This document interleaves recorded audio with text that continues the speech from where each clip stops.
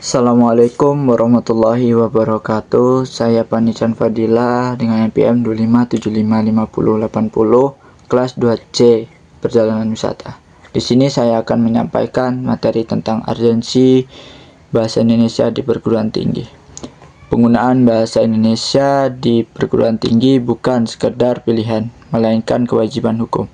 Dalam Undang-Undang Nomor 24 Tahun 2009, Pasal 25 ayat 3 mewajibkan penggunaan bahasa Indonesia dalam pendidikan nasional termasuk di perguruan tinggi.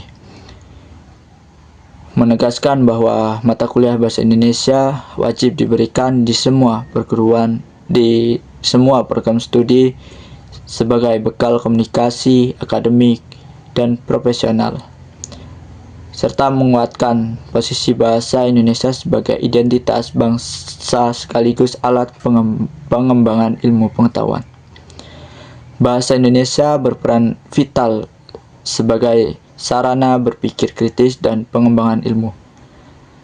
Sebagai pengantar utama dalam perkuliahan, penulisan skripsi, tesis, disertasi, serta publikasi ilmiah nasional.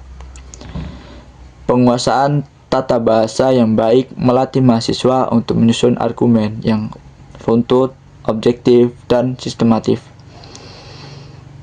dan memudahkan adaptasi istilah asing ke dalam padanan bahasa Indonesia yang baku, sehingga ilmu pengetahuan dapat dipahami oleh masyarakat luas tanpa hambatan logistik. Di era globalisasi, kemampuan berbahasa Indonesia yang baik justru menjadi nilai tambah kompetitif. Kemampuan menulis laporan, proposal, surat resmi, dan presentasi yang efektif sangat dibutuhkan di dunia kerja. Keterampilan berkomunikasi, lisan dan tulisan yang santun, jelas, dan persuasif adalah fondasi kepemimpinan dan kolaborasi tim. Mahasiswa yang menguasai bahasa ibu dengan kuat cenderung lebih mudah mempelajari bahasa asing karena memiliki struktur kognitif bahasa yang matang. Perguruan tinggi berfungsi sebagai benteng pelestarian budaya di tengah arus globalisasi. Bahasa Indonesia adalah simbol kedaulatan intelektual bangsa. Mengabaikannya sama dengan melemahkan karakter kebangsaan. Dengan memahami kaidah bahasa sendiri, mahasiswa mampu menyaring pengaruh bahasa gaul atau campur kode yang berlebihan tanpa kehilangan esensi komunikasi modern.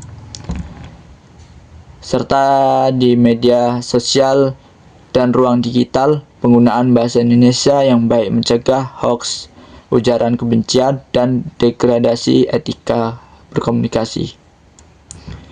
Meskipun urgent, implementasinya masih menghadapi tantangan seperti dominasi bahasa Inggris di jurnal internasional dan maraknya bahasa slang di kalangan mahasiswa. Dan yang terakhir, kesimpulan.